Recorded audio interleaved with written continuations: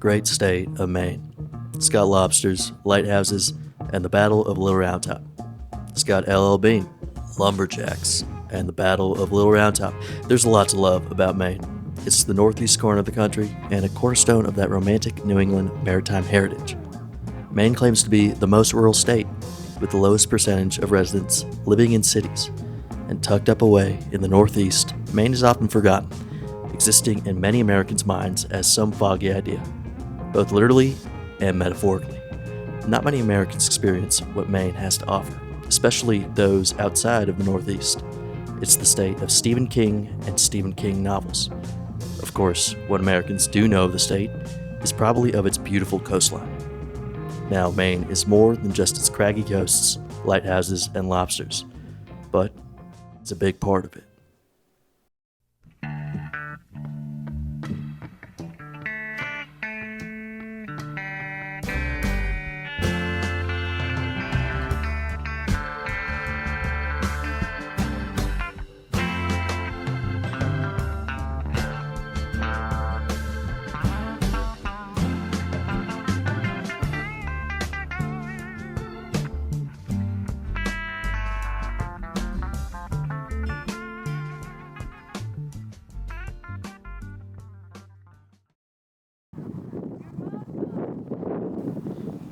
I'm standing here in Acadia National Park, here in the great state of Maine. Blessed to have had the privilege to come here. It's a very unique corner of the country and corner of the globe. I haven't really seen anywhere like it. Except for maybe the Monterey Bay in NorCal. Kind of reminds me of it. That's a compliment. Acadia National Park is the coastal jewel of Maine. It's home to the tallest cliffs on the Atlantic coast and the first national park east of the Mississippi. It's one of the most visited national parks, and for good reason. For generations, the Wabanaki people called this island home. Then, in 1604, the land was claimed by the French. It would be sparsely populated with fishing settlements until garnering the attention of painters, artists, and all sorts of romantics. And eventually, the East Coast elite would take interest too. In 1919, thanks in part to some of those elite, Acadia became a national park. Different in that it was a park in the east, the first park on the coast, and one with a smaller, more intimate scope. It's gorgeous God's country. As someone from NorCal, it reminds me of home. It marries the best of the kind of rugged, beautiful shoreline common to the West Coast with the East Coast's vibrant, seasonal scenery.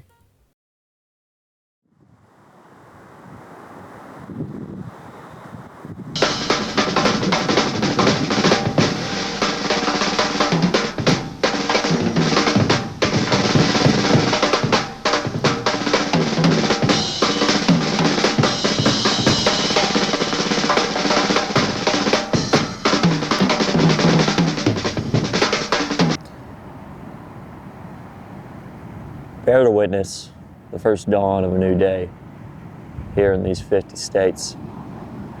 Right now, where I'm standing, I'm the most eastern person in all 50 states. So there's some legitimacy to the claim that this is the first sunrise to be seen in all 50 states. It turns out I just missed the time of the year where the sun does first rise at West Quoddy Head, which is where I was for that morning sunrise. It turns out there are a few spots that are reportedly the first to see the sunrise, depending on the time of year. Most notably, Cadillac Mountain, back in Acadia, whose views you are now seeing. What's the deal with lobsters? Ooh, the rich are having champagne and lobsters. And caviar too. I mean, lobsters are a metaphor for luxury and decadence. They're bugs. They're big underwater bugs. Anyways, back in Acadia, I of course had to visit the famous town of Bar Harbor and try some of that famous and iconic Maine lobster from a tourist trap. I'm sorry, I cannot avoid putting in this out of focus shot. In Bar Harbor, and I Sorry. got some lobster rolls. It's very touristy, but you know I'm a tourist, and Gonna try it out. Way to go, Maine. What a great food to be known by. Way to go, Maine. All right, I'm not a food reviewer. Way to go, Maine, or rather, thank you to the people of Maine, whether you call them Mainers or maniacs. I've heard both. I've found them to be constantly convivial in every instance I encounter them, including the dozens of toll booths you gotta go through when using any interstate in Maine. These people are blessed with a beautiful state and embody much of the charm that the views and scenery of the state offer. I particularly remember having a nice conversation about photography with some locals who were watching the ships come in. What a fortuitous lifestyle the state of Maine can afford its residents. But despite that anecdote about watching ships, like I said before, Maine is more than its coastline. There exists a Maine north of its coast.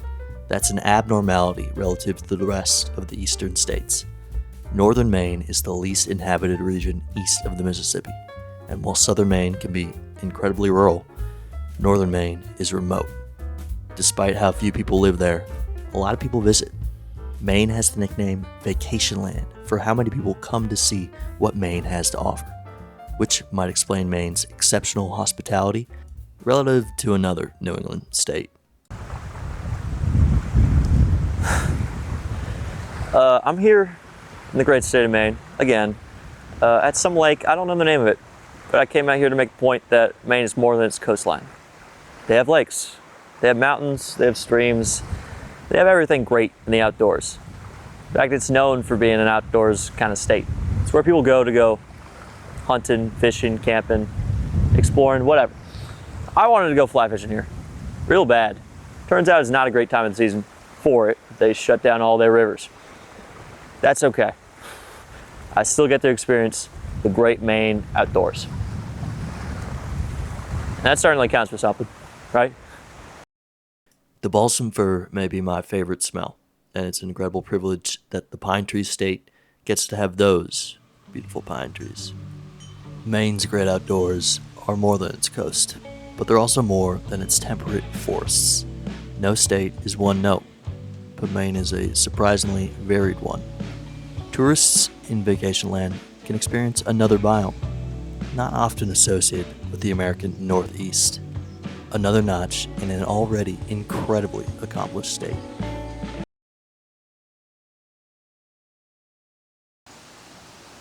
Did you know that Maine has a desert? It has a desert. I'm there right now. Unfortunately, it's closed. They closed the desert. I should have came during the operational hours of the desert. Still, Maine's a pretty state. It's one of the prettiest. And to count yourself in that short list, that few number of states that can make the claim to be the prettiest, you have to hit on every single note beautifully. Because this is a gorgeous, gorgeous union of 50 states. But Maine, when you account for its forests, its mountains, its coastline, its towns, lakes, and even desert, plays one beautiful symphony.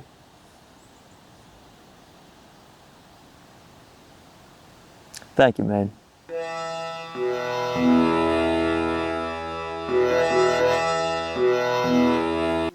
Yeah, it's inaccurate to call it a desert since it gets ample rain.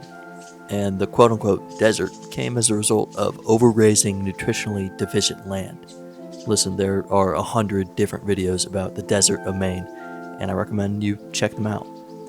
But while it's a stretch to say that Maine has a desert, it's not a stretch to say that Maine is an incredible state. But its quality is not only relegated to its landscape, nor the great people of Maine. It can also be found in its past and legacy.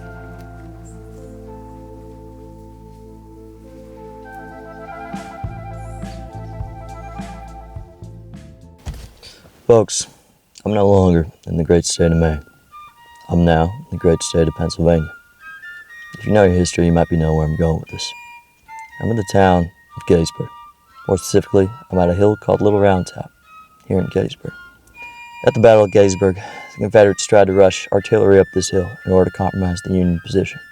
The following morning would be the most violent artillery barrage in the history of the war, but not by the Confederacy. It was by the Union. Pickett's charge. It was the climax of the battle, and it determined the Union victory. Many units were stationed on this hill in order to protect the Union flank. Most notably, the 20th of Maine. They faced wave after wave of Confederate assault, until finally, run low on supplies, ammunition, and men, they had no choice and were ordered to fix bayonets.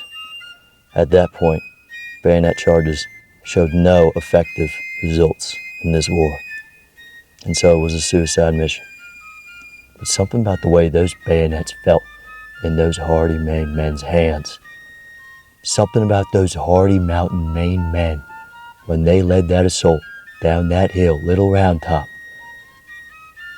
that hardy stalk, those beautiful boys in blue, those Maine mountain men routed those damn Confederates and saved the Union asses. And for that, we are all thankful. Thank God for the 20th of Maine. And thank God for the state of Maine. Thank you.